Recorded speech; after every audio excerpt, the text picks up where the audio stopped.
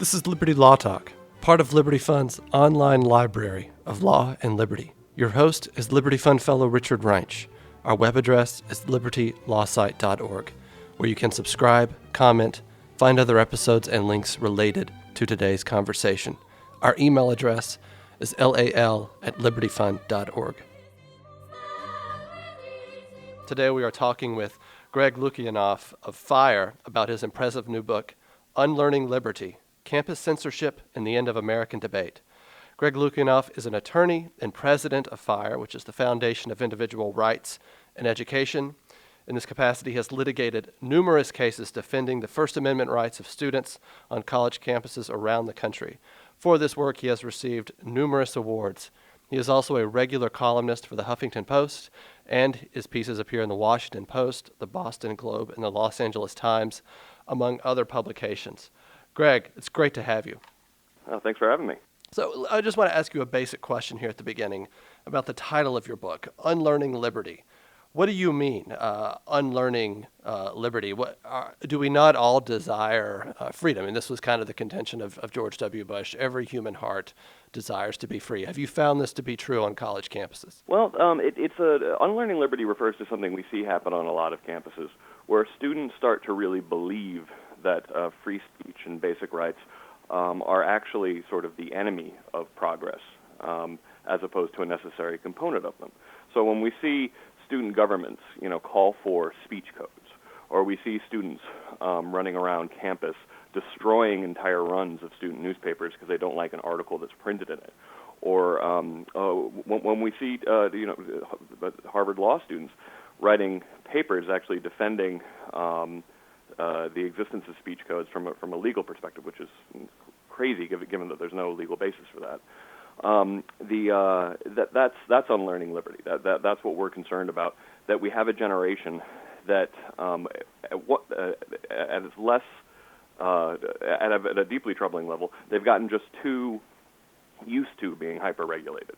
They accept that they can be told to get to a speech zone that's, in the case of University of Cincinnati, 0.1% of the entire campus, and still have to apply 10 days in advance even to use that.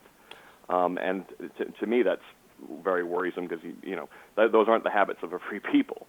They shouldn't be looking to government. They shouldn't be looking to those in authority to tell them when, where, and what they can say. But on an even deeper, more worrisome level, it's when students actually start to conceive of the idea or of the romantic censor, that is essentially someone who is a censor, someone who burns student newspapers in some cases, someone who goes after speech that they dislike. Unfortunately, that's been able to, in some cases, take on an almost noble stature, a sort of ennobling kind of idea that actually the people who are going out and censoring in a quote-unquote enlightened way are actually, to some sense, romantic heroes, and that's the even more dangerous manifestation of unlearning liberty. So you have essentially kind of mob rule being applauded or, at the very least ignored on college campuses. That certainly I've heard of that happening, particularly with regard to, say, conservative student newspapers their offices being invaded, and then actually their capital and their materials being burned or destroyed right in front of them. I've read of those cases. Let me ask you. You refer to a speech of the great jurist Learned Hand, where he said, "The spirit of liberty is uncertainty." I think that's almost an exact quote, which I thought that was important. And yet also, as I'm thinking about your book, liberty requires uncertainty. And yet I also wonder, are there not also things we have to be certain about? Is there something happening on college campuses by way of students actually don't believe in reason itself, that rational argument can actually get somewhere? And if rational argument can't get anywhere, why actually have it? Why have free speech? Why have freedom of association where people can congregate together and discuss with like-minded people before they then go out and then address their opponents? Because if that's true, then words would actually be projections of power, matters of group identity, matters of class, etc. And then the real task becomes to find the values in groups we want to project, we want to favor hierarchically, and we allow their words to matter. That seems to be at least one way to think about the college campus situation. And what I talk about sort of the hero narrative, kind of related to my previous point on campuses, where there's sort of a carrot and a stick that universities create, and it's not just that universities are tolerating, mob rule and mob censorship. It's that they're teaching it, in my opinion, through speech codes and through their own actions. And actions speak louder than words. And in the book, I covered dozens and dozens of the thousands and thousands of cases that I've seen over the years, where university administrators have shown how not to live in a free society, how to embrace censorship, and how to try to wear that as something that's noble. And what ends up happening, but the carrot, the thing that sort of encourages students, is what I call the hero narrative. The idea that if you're committed enough to fight speech that you consider offensive or oppressive, that really what you're trying to do at that point is not rational. It's anti-rationalist, actually. And the word I use for that actually is romantic. And that it's the idea is that if you're really committed to the cause, then facts be damned, reason be damned. I'm standing up for what I believe in, and that means that basically by any means necessary is acceptable.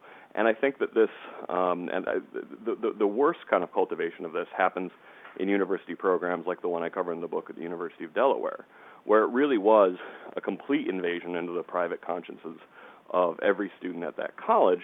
Yet when I actually went to address the college about this, insanely unconstitutional program, the students really felt that since it was trying to sort of accomplish what they considered to be a positive good, in this case, rooting out racism and sexism, that it didn't matter if the techniques they used were, tyrannical. What was that program specifically at Delaware? It was a program that was literally referred to as a treatment by the administrators, which gives you an idea.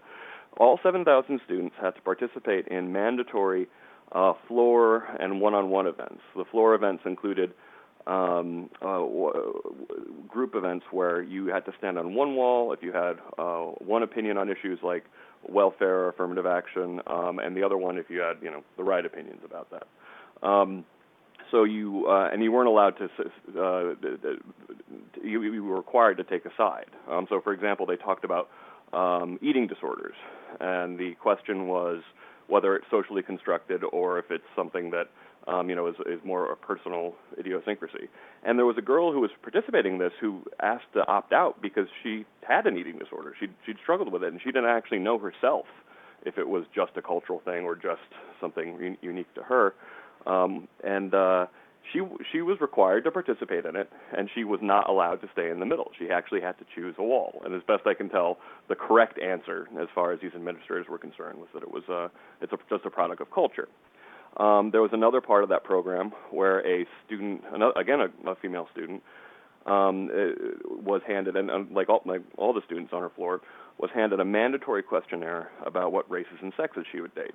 And when she was asked the question, when did you discover your sexual identity, her answer was, none of your damn business, which is very appropriate given this is a state employee asking someone about their sex lives. And she was actually the one who was written up. And this whole program was run by a residence life system that actually had a professor called Shakti Butler come to teach students about about racism. But her definition of racism was that every single white person is inherently racist. No non-white person cannot be racist.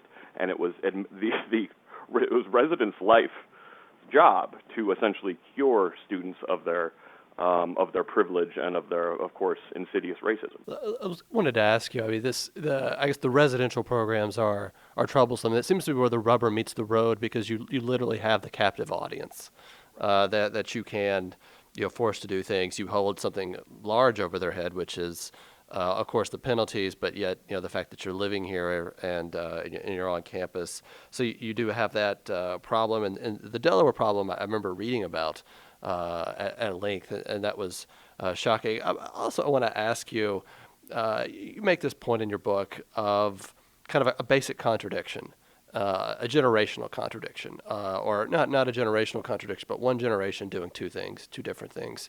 One, protest in the 1960s on campuses, the refusal to be, in effect, told what to do, a very aggressive speaking out. And then this same generation, as they begin their march through the institutions, does not maintain those standards. It seems so. We have kind of two things going on. One is a rising generation, as we've kind of discussed, not really seeing the value in free speech, not seeing the value in controversy and difficult conversations being had, difficult debates being made, and yet also they're, so we say, campus masters, and their own contradiction. And yet I'm wondering, wasn't that precisely their point, in the sense that universities no longer were the universities of the liberal ideal, but were agents of social change, or part of the social change process, I should say. Yeah, that's something that Alan Charles Kors refers to as the great generational swindle. The generation that was very pro free speech and pro the free speech movement turned around when they got in charge and imposed speech codes and speech zones. But there was always even within that movement, though, there was always a tension. There was the 1975 Woodward Report, which was at Yale. C. Vann Woodward, famous historian, did a history of academic freedom in order to defend the university's strong commitment to freedom of speech. But and many people know about the Woodward Report, they don't often remember that it has a dissent in it. And the dissent is all about the sort of Marcusean, Herbert Marcuse idea of repressive tolerance, that essentially truth doesn't exist, we can't know it, we're all inherently biased, and so therefore we should actually advocate for things that go beyond merely tolerating free speech, and if we really care about a fair society, we should engage in enlightened censorship. Now, even in the Woodward Report, this argument is a very bad argument, because they seem to think that the founding fathers and the great thinkers throughout time, or thinkers today, hadn't actually accounted for the fact that people aren't good at knowing truth when they see it, and that people tend to be biased and tend to have confirmation biases, and tend to can be very self-deluding. But free speech is the great answer to that. That essentially, if this is the fundamental problem with society, if it's a fundamental problem with human nature, that's an argument for not putting anybody in charge of what people are allowed, what opinions people are allowed to have. Because the smaller number of people that you put in, you actually amplify that problem of bias. But they were actually using this argument, which in my opinion is a absolutely clear argument for freedom of speech, as an argument against freedom of speech. I was going to ask you, in thinking, there's a lot of interesting parts of your book that I want to get into. One is, it seems my experience on college campus and my experience in law school is you have something which a lot of people have spoken about, but I think don't truly appreciate the magnitude of, and that is really the decline of the humanities and the idea of the liberal ideal, that you actually go to college to read books beyond your experience, important books in literature, philosophy, political economy. You do math and science, it's hard. And so you're constantly being stretched, and that's good. And the professors are there and aren't necessarily chauvinistic about it, but they're wiser than you, and they want to give you something. Contrast that now with how a lot of professors see that role, how a lot of campus administrators see that role. They're there to push you in a direction that's very political, that's kind of hyper-egalitarian, et cetera. And then so you have that decline, but you also have the rise of the vocational model. I'm here to get essentially the degree, which is really just a signal to employers, doesn't actually mean that I know that much. And it almost seems like the multiculturalists or politically correct crowd, hyper-egalitarians, kind of win these debates by default. It seems in large measure, but it seems to me there's a basic problem on the campus with how we think of the university and what it's supposed to be about. In particular, you see this I thought I saw this in my law school a lot, that it was just, even in class, it wasn't important to even have the discussion, given the level of volume of the voices you had to encounter. Absolutely. Yeah, and that's one of my points with the learned hand quote. The true spirit of liberty is that which is not that sure that it is right. And the certainty theme that's all throughout it. And I understand the argument for certainty, but that it has its value. But I do think that we don't live in a society that has too little self-doubt at the moment. We would not, where we have too little introspection. And universities, the worst of the professors have taken on this role that's not so much sort of a classical educator, the idea of bringing knowledge out of someone, actually, and showing some amount of, epistemological modesty, as David Brooks would call it, in front of the wide open and interesting, nature of reality. And what they don't seem to get in some of these cases, some of these professors, is how extraordinarily arrogant they're being to presume that they are actually the unique holders of absolute truth, and that it's simply their job to put it into students.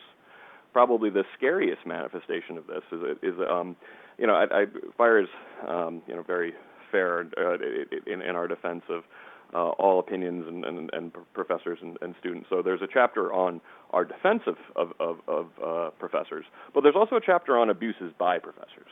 And I actually think the abuses by professors are probably scarier, because they involve professors, particularly in schools of education and schools of social work, who see no moral problem whatsoever with actually requiring, in order to graduate, students lobby the government for, in many cases, usually progressive causes they don't believe in, and that's terrifying. You mean making that a part of your coursework?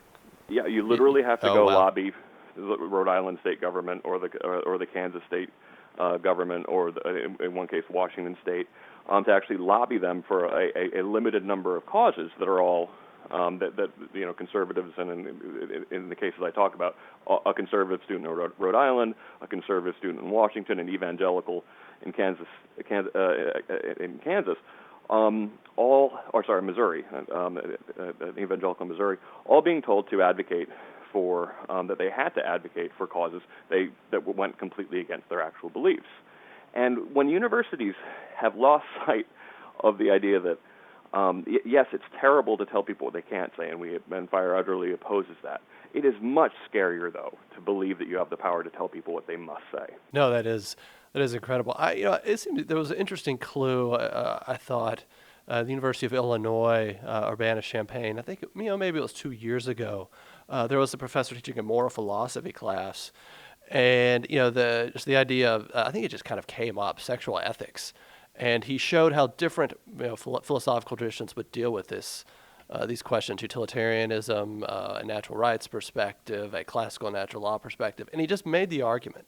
And that enough was, and this is on the question of homosexuality, that enough was compelled his removal from the classroom, according to the University of Illinois. But it was interesting, he was reinstated after a while, but it was interesting the response of the College of Arts and Sciences provost at Illinois said, our job here is to make the students comfortable in their learning environment. And when I heard that, it seems to me this really does get to this question of, what do we think about reason? What do we think about rational argument? Versus compelling speech or compelling belief, or leaving things alone because we already know the truth. So there really is this closed society versus open society dynamic going on. I want to ask you, there's been a lot of talk, and you write about this in your book, of due process on college campus, in particular judiciary proceedings on college campuses, completely ignoring due process violations that we expect and demand in our courts, particularly with regard to criminal investigations or accusations. This is not the case, and this has been going on for a while. But then now the federal government has become involved, and the Department of Education, the Office of Civil Rights within the Department of Education, has actually demanded, as a condition of funding to state colleges, that they have to lower their standard of proof to preponderance of the evidence, which is, as you say, 50% plus a feather, and you're guilty. And so then this serious criminal allegations is a problem. Well, the issue of due process gets its own chapter in the book, and it's a topic that I think particularly parents should be concerned about, because we have this, forgive the expression, but sort of double whammy problem of universities at one level writing codes that are so broad that all students are already guilty of them, particularly when it comes to things like sexual harassment. Some of these codes are, and I have a whole chart in the book talking about our speech codes of the month, And probably one of the more ridiculous codes, but it's actually kind of typical, was at Drexel University, where they defined sexual harassment as being inappropriately directed laughter. Something so vague, and also something that someone has arguably done at some point or another. And Chico State University had consistently using the masculine pronoun in order to mean a person. So basically standard journalistic practice at most places in the country would be technically harassment at Chico. So you first have this problem that some of these offenses are defined so broadly that everyone's guilty of them. And then the Office of Civil Rights, Department of Education comes in, and I think they may be the only institution in the country that thinks there's way too much due process on our college campuses. You look at the attitudes reflected in the Duke lacrosse case. You look at any other fire case that's happened. You hear horror stories about kangaroo courts on campuses. Not wow, students are just they enjoy way too many due process rights. But the Office of Civil Rights, in an effort to combat, the very real problem of sexual assault on campuses, since they didn't actually have direct power to police sexual assault, they decided that they would look at sexual harassment codes, and since assault is just one very extreme version of harassment, and that's sort of a morphing of the law over the years, that they would lower the bar for the definition, for the level of certainty you had to have to convict someone of harassment. So first of all, we have codes that are make everyone guilty. Then the next step is that the federal government now requires universities, when they adjudicate this, to use the preponderance of evidence level of evidence, which is the lowest the judiciary offers. Now, most of the best schools in the country had it clear and convincing, was the standard that they used, which is considered more like 75%. Meanwhile, preponderance of evidence is, to quote one administrator, 50% plus a feather. If you have the slightest inclination, 50.0001% more that maybe the accused is guilty, you're required to find them guilty. And it really creates a potential due process disaster for students. But all of this is almost certainly going on in secret. University tribunals have they hide behind a law called FERPA, which was originally intended to protect the academic information of students, and has increasingly become used by universities to just hide hearings and hide disciplinary hearings that now include things as serious as assault and rape. And I think that with these factors together, we're trusting not only we're trusting much too much in institutions that are not cut out to handle criminal cases, and then we're requiring them now to be less certain that people are guilty in the first place. Who sits on the? I mean, is it students, faculty, administrators, a mix, or? It's different depending on the school. Okay. Some of them have a combination of students and faculty. Some of them are just all students. Some of them are just administrators. Some different colleges have tried to set up specific tribunals set up just of administrators to adjudicate these sort of things, but with a given the makeup that Columbia, for example, was proposing, it was with a very strong bias towards finding students guilty. I mean, I guess I'm listening to this, and maybe this is a dumb question. I mean, are these not just per se unconstitutional if they're challenged, or on state colleges, or is that? I mean, or is the standard of evidence for guilt something that they can maneuver with because there's not actually a actual criminal penalty? You would just be dismissed from school.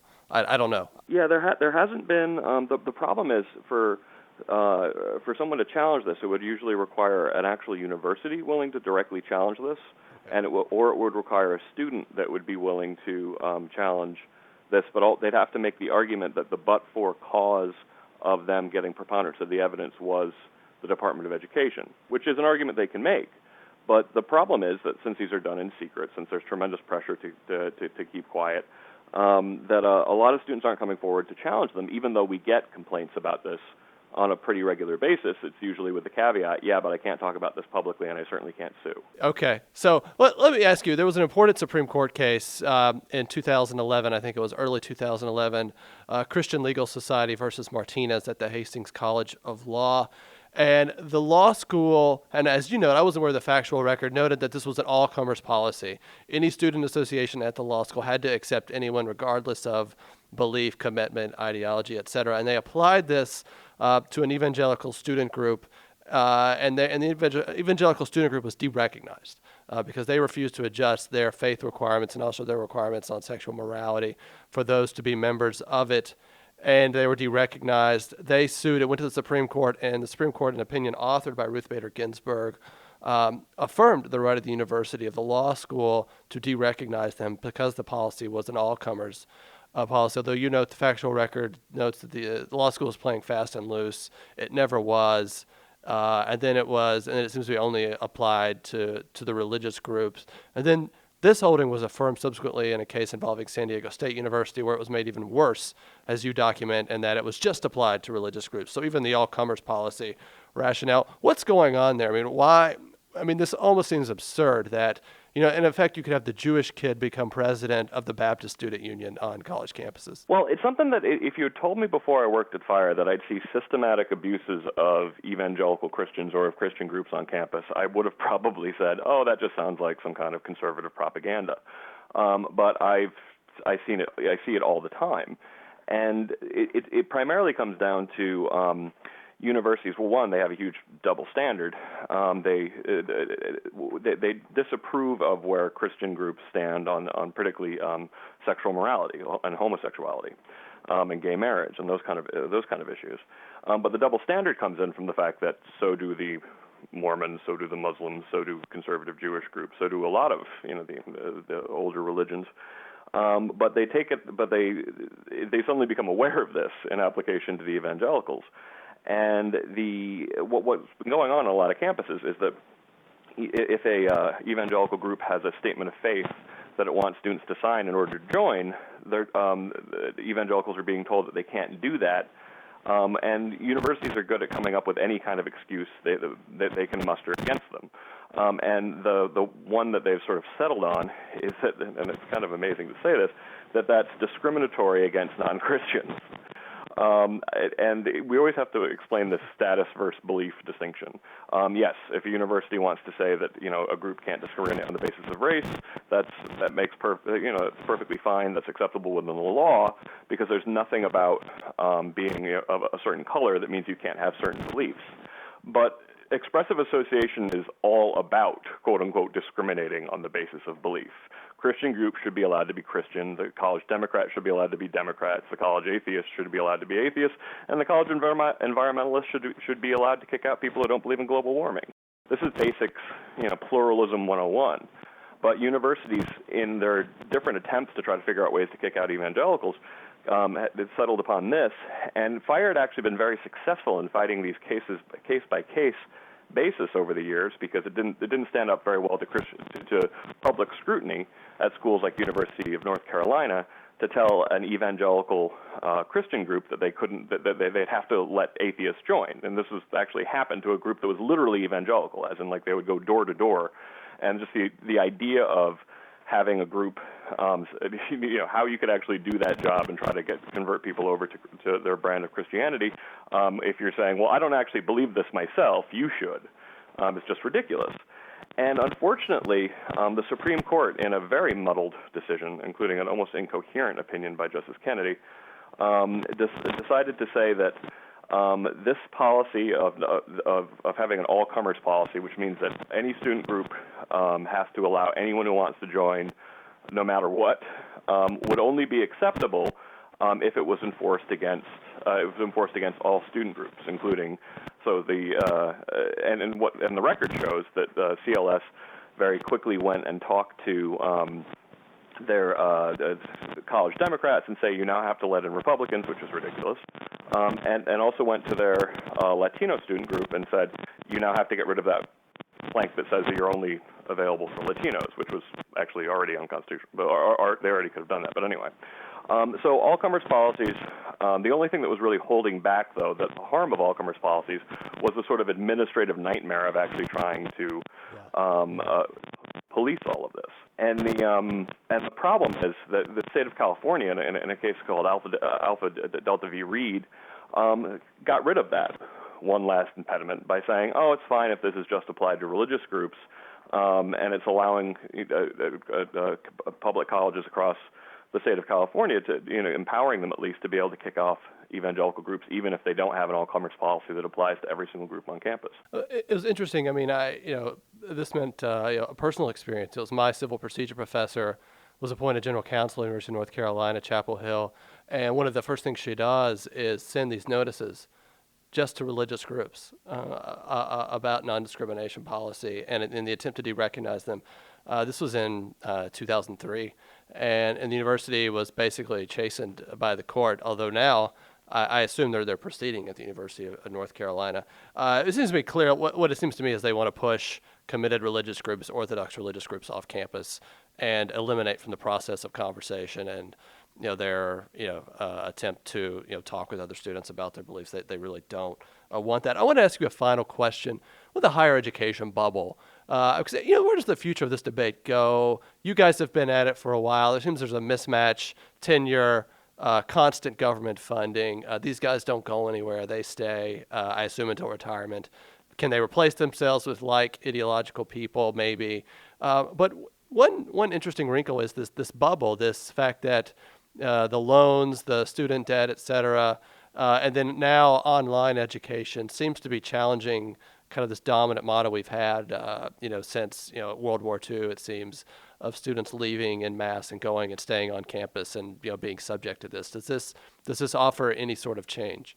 I think that given the skyrocketing cost of higher education, there's been skyrocketing costs. There's been evidence of a big decrease in rigor at universities. So you're paying far, far more for far, far less. And there's just so long you can keep this expansion going without getting some serious pushback. And it certainly is beginning, with some online competition. But I do think that, in a sense, higher education bubble does actually provide an opportunity.